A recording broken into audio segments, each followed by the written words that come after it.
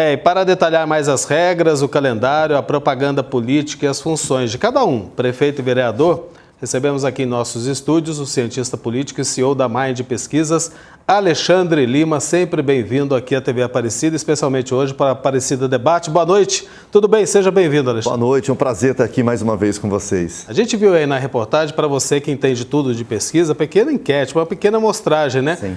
Mas demonstra um pouco como é que o povo está se preparando para essa campanha que já está nas ruas aí. O que a gente pode esperar dessa campanha deste ano, Alexandre? É verdade, eu acho que tem muita assimetria, né? Muita heterogeneidade. Mas a gente percebe que existe uma parcela do eleitorado que não entende muito bem o processo e que confunde um bocado de quais são as funções do vereador, quais são as funções do prefeito, atribui funções executivas ao vereador que não são dele. Então, acho que isso ainda causa um pouco de confusão, assim. Sobretudo nos cargos proporcionais, deputado, eu diria até mais, até governador. Eu noto que o eleitor médio entende razoavelmente bem o que faz o presidente da República, que tem muita tangência na vida dele, impacta a vida dele muito diretamente, e o prefeito. Governador já é um pouco difuso, já é aquela coisa que está meio ensanduichada no meio. Agora, quando entra nos cargos proporcionais, senador, deputado, vereador, uma confusão só. A gente viu, né? Alexandre, boa noite. Boa noite. Obrigado por estar aqui com a gente. Aliás, por isso que a gente faz programas como esse, Aparecida Debate aqui, porque é muito importante que o eleitor, né, que o cidadão tenha consciência da importância dele, do voto, porque a falta de interesse dele na política influencia diretamente no resultado final da eleição. Claro, evidentemente. É muito comum que as pessoas digam que não gostam de política, né? E que não se manifestam politicamente ou que não gostam de política, mas, apesar disso, a política impacta a vida dela, né? E isso acaba sendo a pior política, porque o que ela faz, na realidade, é delegar para outro a escolha que ela poderia fazer, né? Então, quando você se omite a escolher aquilo que você quer, como quem vai numa hamburgueria, não escolhe, alguém escolhe um cheeseburger de jiló para ele. E ele é obrigado a comer. Você não escolheu, agora eu escolhi um hambúrguer de jiló para você. Então, apesar de muitas vezes ser complicado, ser complexo, é algo que impacta a vida de todo mundo. Então, tanto quanto possível, a educação política, o conhecimento de como funcionam essas regras, como funciona o jogo político, acho que é útil para o exercício da cidadania. Goste você ou não de política, a política faz parte da sua vida. Agora, por incrível que pareça, Alexandre, ainda continua aquela coisa, por exemplo, se vota porque o pai indicou, a família fechou com um candidato, isso principalmente em pequenas cidades, continua sendo assim? Menos, mas continua assim. A gente observa que o gosto pela política, ele ganha densidade normalmente numa faixa etária entre 30 e 50. A gente nota que esse é o auge do interesse político, de modo geral. É quando a pessoa normalmente tem filho e aí ela usa o posto de saúde ou usa a creche, ela tem ambições ainda porque ela está no mercado de trabalho, o desemprego impacta ela, o buraco na rua impacta ela, então aí ela tem pais mais idosos. Então a gente nota que a cidade é uma idade de mais densidade. E como a pessoa é jovem, apesar de hoje a gente ter jovens ativistas que defendem causas específicas, mas a gente nota que o gosto político está se formando, ou ainda tem um estereótipo da política, coisa de velho, chato, uma coisa modorrenta, e muitas vezes eles acabam se guiando, sim, pela opinião dos avós, que lembram que aquele governante foi bom ou não foi. Então, na ausência de mais informação, eles acabam seguindo, sim, o que o pai ou a avó diz que é a melhor opção para eles. E muitas vezes o Brasil tem essa característica de política assistencialista. Então, às vezes aquela família tem meio que uma dívida moral de algum favor prestado. Então, em torno dessa dívida que alguém ajudou, a pessoa, a avó, a família, como uma retribuição de gratidão, muitas vezes eles continuam sendo fiéis a algum candidato, alguma pessoa. Isso acontece, sim. Fora as amizades, né? O que tem de amigo que sai para vereador, para prefeito. É verdade. Pô, e cobra do cidadão, né? No caso de vereador em cidade pequena, isso é muito impactante, porque muitas vezes um percentual muito alto daquela cidade é candidato. Uma cidadezinha pequenininha, às vezes você tem 100 candidatos, sei lá, uma cidade minúscula, então cada eleitor conhece uns 3, né? Tem proximidade com os 3. Um é amigo, saiu o primo, saiu um colega de trabalho. Então, e daí vai ter que falar para os 3 que votou em cada um deles, exatamente, né? Separadamente, para não dar confusão, né? Quase sempre eu vejo candidatos, eles falam: Alexandre, fiz um cálculo aqui, eu vou ter 5 mil votos, porque tem 300 no meu trabalho, não sei quantos, eu tenho tantos seguidores no Facebook. Falou, meu amigo, esses votos estão prometidos para 5 pessoas simultâneas. Não é bem assim, não. Agora, Alexandre, não é de hoje já o uso da internet, né? Mas a tecnologia está aí, avançando cada dia mais. Como é que deve ser o uso da internet na campanha deste ano? A internet ela vem crescendo há muito tempo. A bem da verdade, desde a eleição do Collor em 1989, que foi a primeira eleição da redemocratização, essa questão do marketing, utilizar artefatos eletrônicos, vinhetas, começa ali. E começa uma atenção da Justiça Eleitoral em querer regular isso, né? A internet ganha muita proeminência, ou seja, a gente passa a vida com um celular na mão, ou seja, as campanhas entraram dentro da sua casa, né? Mas agora, uma grande preocupação é a inteligência artificial, né? O potencial do uso da inteligência artificial. Então, a internet vai ter, já tinha, mas está ficando cada vez mais, porque a gente... tudo. E o que a internet fez, sobretudo quando a gente traz a internet para dentro do bolso, do celular, é que ela é tudo ao mesmo tempo agora misturado.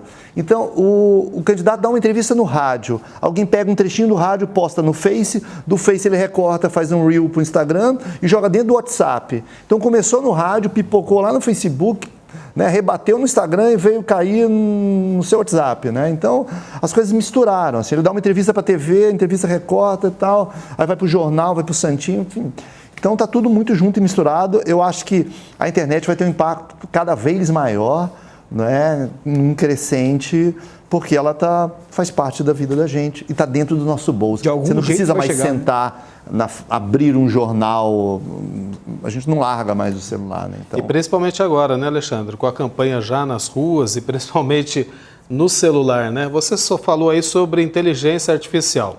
Queria te perguntar isso porque essa é uma preocupação, inclusive já manifestada pelo Tribunal Superior Eleitoral, TSE, que rege todas as eleições aqui no Brasil. Por que tanta preocupação? Por que o eleitor deve ficar atento a tudo que ele vê na internet, principalmente, em relação à inteligência artificial? Porque está cada vez mais fácil com a inteligência artificial você emular uma realidade que nunca existiu. Não é? Tem um perfil no TikTok engraçado que eles pegam... personagens cantando músicas que eles nunca cantaram. Então, pega o Silvio Santos cantando heavy metal, cantando forró, e a voz é igualzinha. Então, com a inteligência artificial, com softwares que hoje são grátis, você consegue emular, fazer com que uma pessoa diga com a voz dela coisas que ela nunca disse na vida. Agora, você imagina o potencial deletério, destruidor de reputação disso, de você pegar um candidato a poucos dias da eleição, dizendo uma coisa horrenda, horrorosa, criminosa, preconceituosa, e parecendo real aquilo, porque é o que a inteligência artificial faz, coisa que ele nunca disse na vida, né? Então, hoje, talvez uma das principais mudanças da legislação eleitoral seja caracterizar, né, a deepfake, que eles chamam, que o termo da lei ficou um pouco vago, porque eles falam em deepfake, que a gente entende como deepfake, uma alteração da realidade para manipular negativamente outrem, mas ele fala qualquer adulteração de voz e imagem.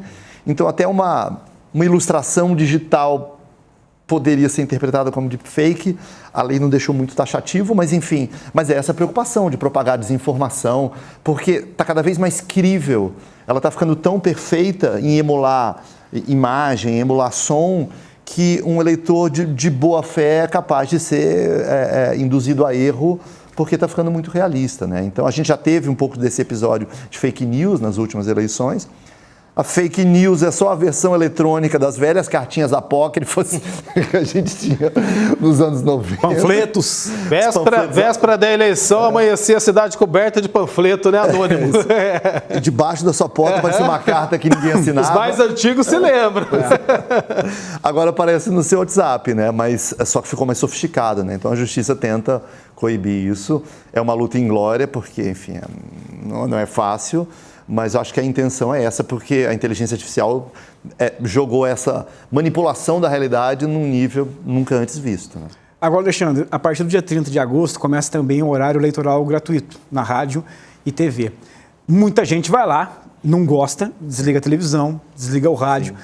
Mas, na sua opinião, tem algum efeito ainda sobre o eleitor? Acho que tinha um efeito brutal antes do advento da internet, brutal. A gente via, eu que faço pesquisas, candidatos que começavam com 1%, 2%. Começava o horário eleitoral, 1, 7, 10, 15, 20, 30 e ganhava a eleição disparado, assim, né? porque era o grande meio das pessoas se informarem, e elas estavam ali esperando começar a novela, o telejornal, acabavam assistindo, sobretudo aquelas inserções que entravam aleatoriamente. Eu diria que ela vai continuar tendo uma importância, mas ela perdeu parte do protagonismo. É uma importância compartilhada. Ela é importante, o WhatsApp é importante, a rede social é importante. Então, ela é, sim, muito importante, mas ela já não tem o protagonismo sozinha como tinha 20 anos atrás. Ela continua, sim, importante. Eu acho que é um exagero dizer que não tem mais relevância. Não, ela tem, mas é uma relevância diminuída porque outros atores, outras mídias, outras plataformas estão disputando essa importância. E, de novo, pode sair um material na campanha de TV, na hora eleitoral de TV, que você não viu, alguém pegará e daqui a pouco está dentro do seu WhatsApp. Pois é. Você vai acabar vendo. E esse peso é maior, principalmente nas grandes cidades, né? Porque o candidato não consegue percorrer toda a grande cidade, mas São Paulo, por exemplo, não consegue, diferente das pequenas cidades. Todo mundo conhece todo mundo, fica mais fácil até para fazer a campanha do velho corpo a corpo, né? Então peço para você destrinchar para a gente essa diferença que existe na campanha em pequenas, médias e grandes cidades. Reside nisso apenas, não? Não, assim, né? Cada cidade ou cada região ela tem uma dinâmica própria e cidades maiores têm uma dinâmica própria. O fundamental é quanto menor a cidade, mais o eleitor valoriza a presença daquele indivíduo. Ele quer que entre na casa dele. Ele quer ver a maçã do barro que ele amassa no bairro dele, entendeu? A gente faz, às vezes, também pesquisa qualitativa, que é aquela pesquisa em profundidade.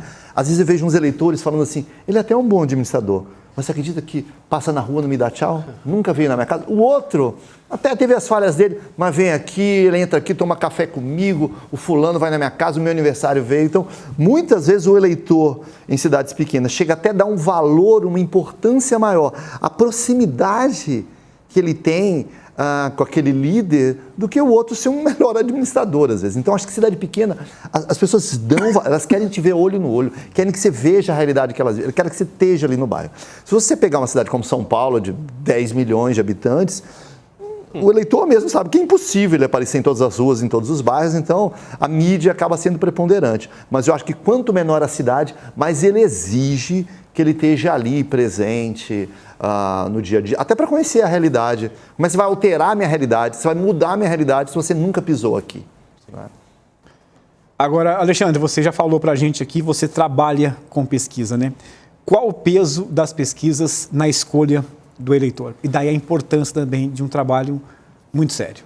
Bom, as pesquisas são fundamentais em qualquer processo eleitoral, seja do lado das candidaturas, para que elas entendam a demanda, o que os eleitores querem, o que eles preferem, o que valorizam ou não nas diversas candidaturas, né?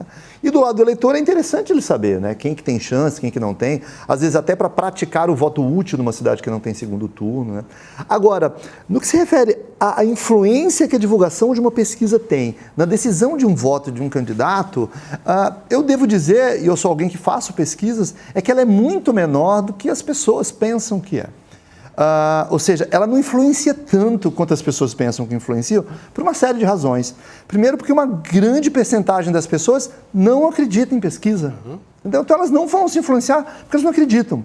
Segundo lugar, você não tem um meio hegemônico de fazê-las ter conhecimento, nem todas ficam sabendo. Eu faço pesquisas sobre pesquisa, meta-pesquisas, pesquisa investigando o efeito da pesquisa, entendeu? Muitas não lembram, elas não acreditam na pesquisa, não tomaram ciência. Quando elas tomaram ciência, elas esqueceram, não lembram quem estava em primeiro lugar, ou quem estava em primeiro lugar é alguém que elas odeiam, não vão votar mesmo, entendeu? Então tem um efeito, mas é residual, não é tão grande quanto se pensa. Existe um efeito indireto muito grande, que era o que os americanos chamavam os 3 M's, Media, Moral and Money. Mídia é, normalmente, a mídia, ou seja, dá mais importância aos candidatos que são mais relevantes eleitoralmente. Então, um candidato nanico que não tem chance, ela não dá tanto espaço normalmente, apesar de ter regras de equanimidade, de um modo geral, se dá mais espaço para quem é mais notório. Moral, normalmente os cabos eleitorais desanimam se souber que seu candidato está muito fraco, então isso acaba influenciando a militância. Quando ela vê que não tem chance, ela fica um pouco desanimada. E nos Estados Unidos, aqui no Brasil não deveria ser isso, acaba afetando a arrecadação de recursos, porque normalmente as campanhas com mais tendência a ganhar acabam recebendo mais atenção e mais recursos, né? A gente está no finalzinho, inclusive está estourando tempo, mas eu não vou deixar de fazer essa pergunta que eu acho que é pertinente para esse debate, para a gente encerrar o bloco, já agradecendo a sua participação aqui. Nas últimas eleições, muito se questionou alguns institutos de pesquisas que erraram por muito. Sim. Está na margem de erro ou não? Esses erros cometidos nas pesquisas eleitorais, que muita gente diz que acabaram influenciando diretamente na escolha para presidente, principalmente. Como é que você avalia tudo isso daí, Alexandre? Eu acho que essa é uma pergunta que demandaria uns 10 minutos que a gente não tem aqui. Eu estou pedindo para você falar em um. Eu já me convido para vir aqui falar. Eu acho que erra, sim. As ciências erram. Né? Então, assim, seria uma loucura dizer que, como método social, a pesquisa é isenta, não tem um monopólio da verdade, da precisão. Eu acho que a grande maioria das pesquisas acerta, sim, não é? E ocasionalmente elas erram, sim. A campanha passada teve uma dinâmica, a de 2022, né? Teve uma dinâmica muito particular, não é? Os bons institutos, de um modo geral, sobretudo no segundo turno, acertaram quase que na mosca. No primeiro turno tiveram dificuldade, sim, e não é a primeira vez que acontece. Né? Existem alguns estudos que mostram que, normalmente, em pesquisas presidenciais, em primeiro turno, as pesquisas tendem a subestimar o percentual do segundo colocado, por exemplo, enfim.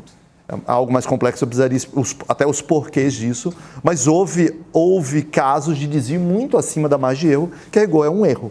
Né? Então, assim, nenhuma pesquisa, qualquer método científico é passível de alguma falha de erro, e a pesquisa precisa fazer sua autocrítica, ela é super útil, na grande maioria das vezes acerta e ocasionalmente erra sim.